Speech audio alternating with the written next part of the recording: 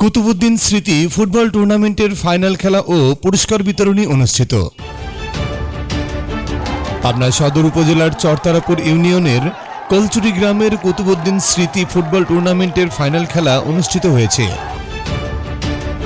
সততা স্পোর্টিং ক্লাবের আয়োজনে কলচুরি ডাক্তারপাড়া ফুটবল মাঠে শুক্রবার বিকেল 4টায় এই ফুটবল টুর্নামেন্টের ফাইনাল খেলা অনুষ্ঠিত হয়। খেলায় আতাইকুলা ফুটবল একাদশ বিজয়ী হওয়ার গৌরব অর্জন করেন। পরে পুরস্কার বিতরণী অনুষ্ঠানে বক্তব্য দেন জেলা জাতীয়তাবাদী আইনজীবী ফোরামের সভাপতি ও অত্র এলাকার কৃতি সন্তান অ্যাডভোকেট আরশেদ আলম। আরও বক্তব্য দেন তাঁতিবন্ধ ইউনিয়ন পরিষদের সাবেক চেয়ারম্যান শেখ আব্দুর রউফ, চরতারাপুর ইউনিয়ন পরিষদের সাবেক চেয়ারম্যান রহমত আলী শেখ, সেলিম রেজা হাবিব ডিগ্রি কলেজের অধ্যাপক শাহাবুদ্দিন, সমাজসেবক বাকি প্রামাণিক, বেনু, টেনু, জালালউদ্দিন, নাজমুল বিশ্বাস, সৈকত হাসান ফিরোজ, হৃদয় হোসেন, জাহাঙ্গীর হোসেন প্রমুখ।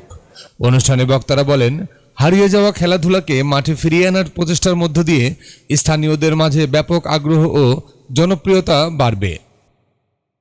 খেলাটি পরিচালনা করেন দেলোয়ার হোসেন, ধারা বর্ণনায় ছিলেন আলমগীর হোসেন পিন্টু। উল্লেখ্য, সুজানগর পৌর শহরের বিশিষ্ট ব্যবসায়ী ও মৌসুমী বস্ত্রবিতানের কর্ণধার চরতারাপুর ইউনিয়নের কলচুরি গ্রামের কৃতি সন্তান কুতুবুদ্দিন গত 2021 সালের 5 ফেব্রুয়ারি ইন্তেকাল করেন।